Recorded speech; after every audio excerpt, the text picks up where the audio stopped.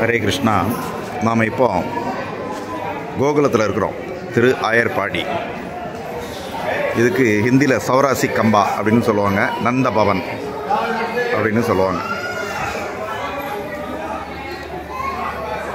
இது 84 தூண்கள் இருக்குது. இந்த 84 தூண்களும் கிருஷ்ணர் காலத்திலேருந்தே இருக்குது. கிருஷ்ணர் வெண்ணெய் சாப்பிட்டு கையெல்லாம் கழுவ மாட்டார், அப்படியே இந்த தூணில் தேய்ச்சிடுவார். இது தூண் ஒரிஜினல் 5000 வருஷத்துக்கு முன்னாடி உள்ளது. தூணு சீலிங் ரெண்டும் இங்கே ஒரிஜினல்.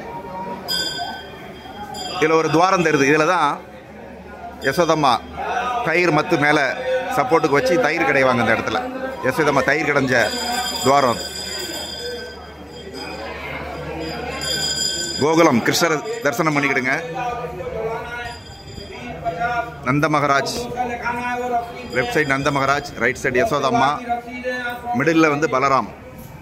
கிருஷ்ணர் கீழே ஊஞ்சலில் இருக்கார். ஊஞ்சலில் இருக்கார் கிருஷ்ணர். பலராமர், நந்த மகாராஜ், யசோதம்மா.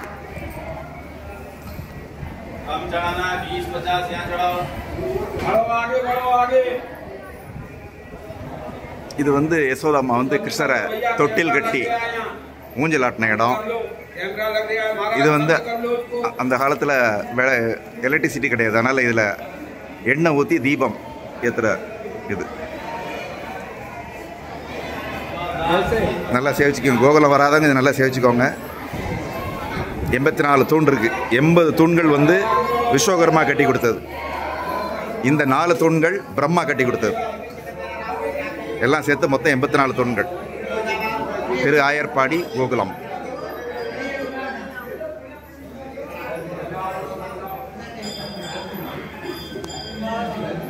இந்த தூண்கள் எல்லாம் 5000 வருஷம் பின்னாடி உள்ளது. கிருஷ்ணர் காலத்திலே இருந்திருக்கு. கிருஷ்ணர் ஓடி ஆடி தொட்டு விளையாண்ட தூண்கள்.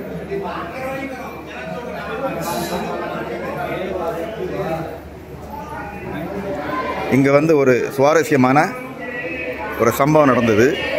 ஒரு சமயம் சிவபெருமான் கிருஷ்ணரை தரிசனம் பண்ண வரார்.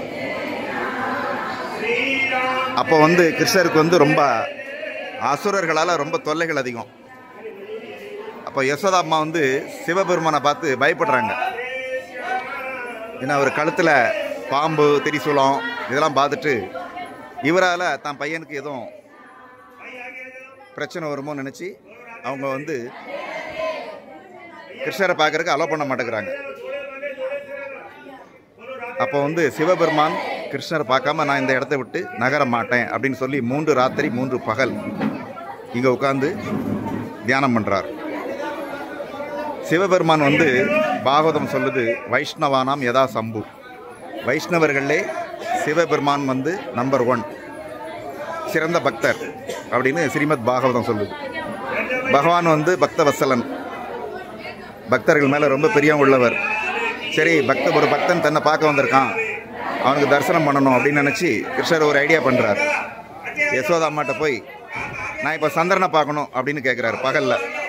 இப்போ யசோதாம்மா சொல்கிறாங்க, பகலில் சந்திரனை வரமாட்டான், நைட்டில் நாடா பார்க்கலாம் அப்படிங்கிறாங்க.